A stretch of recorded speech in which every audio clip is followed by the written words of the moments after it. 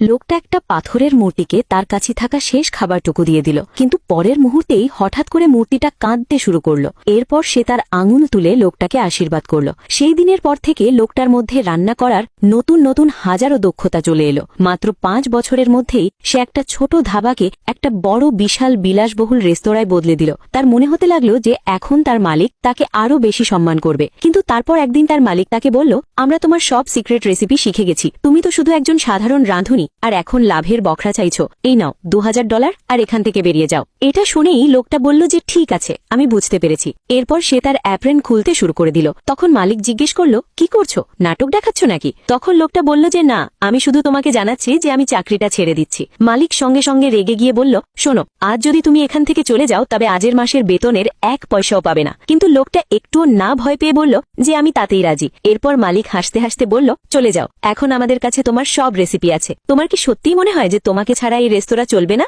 তারপর সে তার লোকজনকে বলল যে ওই রেস্তোরাঁর সাথে কথা বলার দরকার নেই যারা ওকে চাকরিতে রাখতে চেয়েছিল, কারণ ও নিজেই এখান থেকে চলে গেছে। এটা শুনে লোকটা বলল, আমি 3 বছর সময় লাগিয়ে তোমার এই ফালতু জায়গাটাকে একটা আসল রেস্তোরাঁ বানিয়েছি, আর এখন তুমি আমাকেই বের করে দিচ্ছ? ঠিক আছে, এবার দেখি আমাকে ছাড়া তোমরা কিভাবে চলতে পারো। এরপর সেই লোকটা সোজা রাস্তার উল্টো দিকে থাকা অন্য একটা রেস্তোরাঁয় পৌঁছে গেল। সেখানে পৌঁছতেই সে দেখল যে রান্নাঘর বন্ধ আর কোনো নতুন কাস্টমার ভেতরে যাচ্ছে না। তখনই সেখানকার মালকিন তাকে দেখেই বলল, শেষমেশ ওই অন্ধ বোকাটা তোমাকে বের করেই দিল। তারপর সে বলল, তুমি যদি এখানে কাজ করতে চাও তবে তোমাকে রান্নাঘরের পুরো দায়িত্ব দেওয়া হবে। শুধু তাই নয়, আমি চাই তুমি রাস্তার ওপারের ওই রেস্তোরাঁটাকে পুরোপুরি বরবাদ করে দাও। এটা শুনেই লোকটা হাসলো আর বলল যে আমি এই চুক্তিতে রাজি। তখন মালকিন একটা কন্ট্রাক্ট বের করে বলল, আমি এই কাগজটা অনেক আগে থেকেই তৈরি করে রেখেছিলাম, কারণ আমি জানতাম যে একদিন তুমি নিশ্চয়ই এখানে আসবে। এরপর দুজনেই কন্ট্রাক্টে সই করে দিল আর লোকটা সোজা রান্নাঘরে চলে গেল। রান্নাঘরে পৌঁছতেই সব কর্মচারীদের একজোট করল আর বলল যে আজ থেকে এই লোকটা আমাদের রেস্তোরাঁর এক্সিকিউটিভ শেফ হবে। এখন থেকে রান্নাঘরের সব নিয়ম